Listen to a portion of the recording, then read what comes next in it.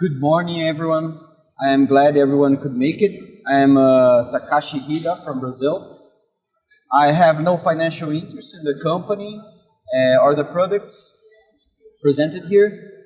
I receive research fees from Alcon Abbott and Bauschlam and other companies.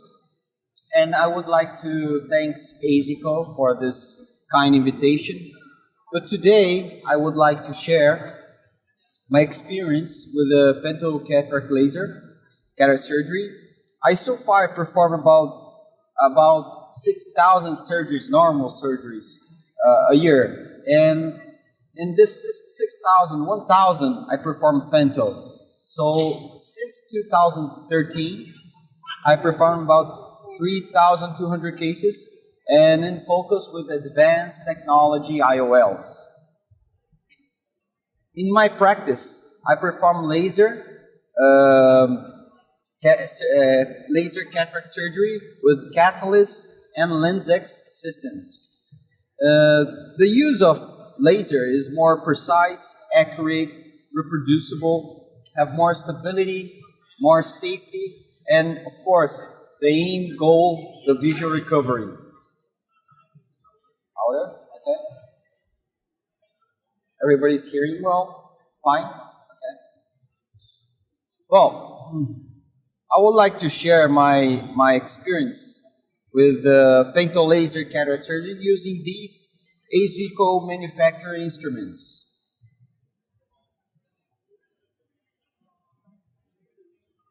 My settings in my usual Femto-Cataract surgeries, I use the variant guidance, as you see the digital image with the Callisto eye, and usually use the 2.1, 2.2 millimeter incision. Biplanar incision, usually in the steep axis, and 4.8 millimeters of rhexis. As you see, this is a frag pattern, usually larger than rhexis. I use the manual toric marker, AZICO electronic marker, and the anatomic marker used in the variant system. So you see the images are very different. They're simultaneous images with the Callisto and the variant eye system. So I am a big believer in the pre-fractures technique. So I use the pre-fracture with the karate pre-chop technique with the combo 2 Akahoshi pre-chop.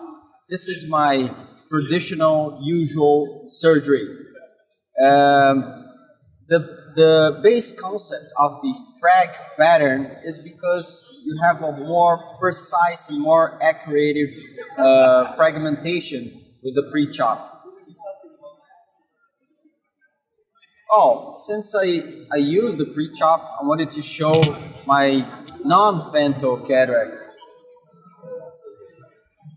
So, my non-Femto-Cataract surgery, you see its first impression is really easy. You can visualize the pre-chop, you can complete the fracture, you have a single incision, and you have less ultrasound energy. Less surgery time, less BSS usage, and less aspiration time. So the aim of endothelial loss and the easy learning technique is that's why I use the pre-chop on my Femto-Cataract cases. Okay, you usually have on the papers and scientific literature about 10 to 50% of less ultrasound energy. So for incision opening, I use 3 types of spatula. Okay. In this video, I will show the Slate Femto spatula. That is a flat tip used to open the main and the side port incision. And you see it's a very easy and everybody uses as an initial experience of the Femto laser spatula. So this is the lane spatula, femtosecond spatula. As you can see, it's a double-ended instrument for opening the primary and the secondary and the accurate incisions. It's a blunt on the end, a vertical and tangential component. And this is how I use to open the incision. I use the Akahoshi nucleus sustainer. It's a 1.5 millimeters tip length with a 0.5 small microball tip. It's the sustainer, and you can rotate the nucleus. You can do the phaco shop and use to open the main and the side port incision. You can see the incision gap, the first plan where you can see the Femto incision working out. So this is one of the papers I showed in ACRS in 2015. We compared the Femto and the manual incision, and we saw the Femto had a better vector analysis and a reproducible architecture and a self-sealing incision.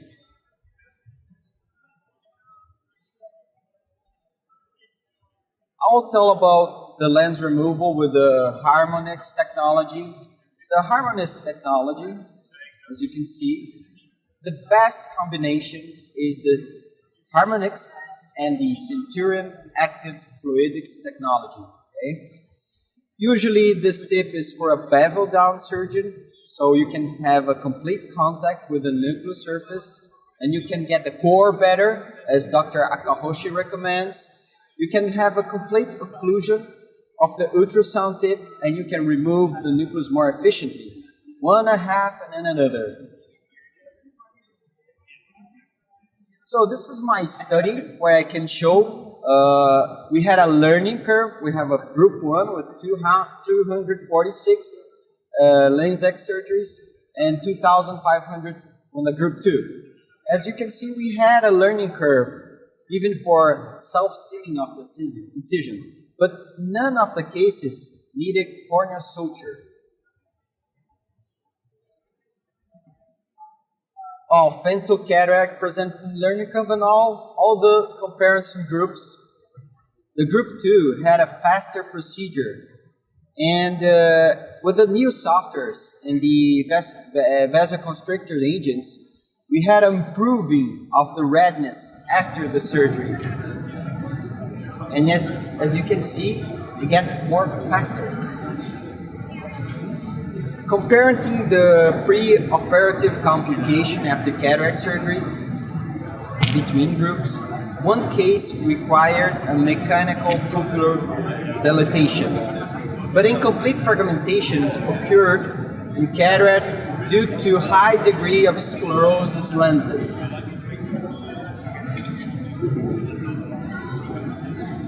There was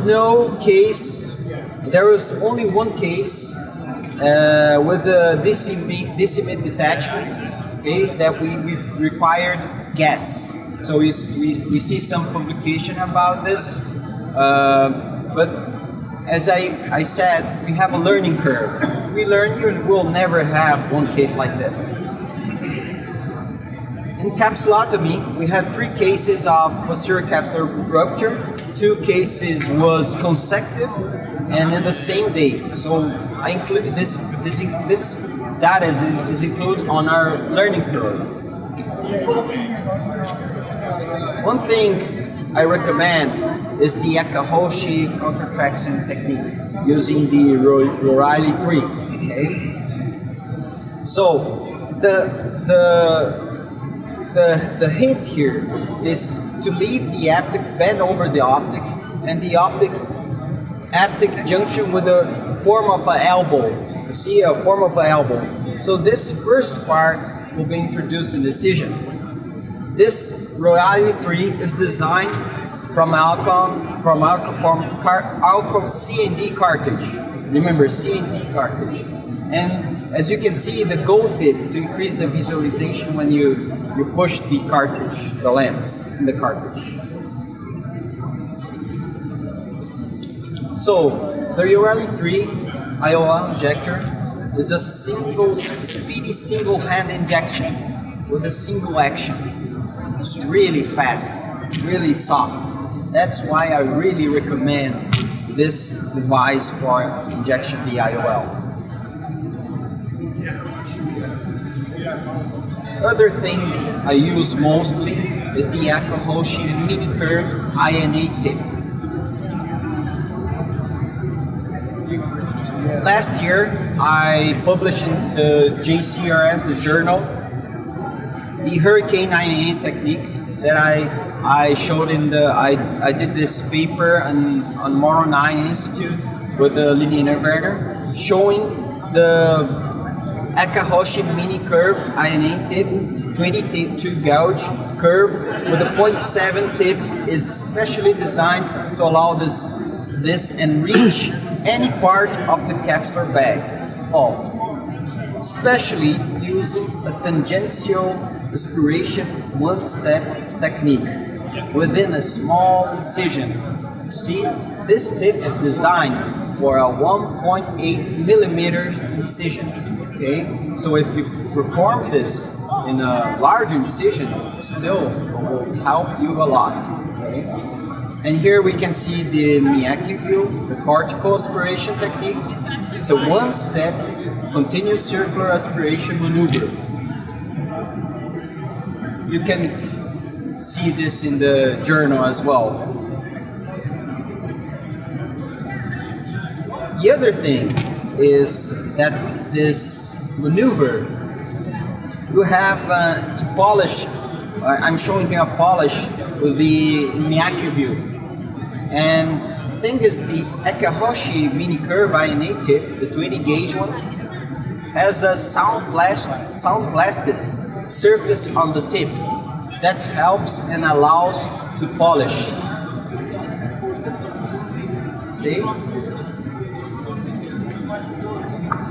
And another help that we have with this INA tip is because the curved tip has an S design shape that allow you to rotate the IOL, especially on toric IOLs. Well, I would like to thank you, ASICO, and I would like to invite everybody for our Brazilian Cataract and Refractive Symposium in Foz do Iguaçu next year. Thank you very much.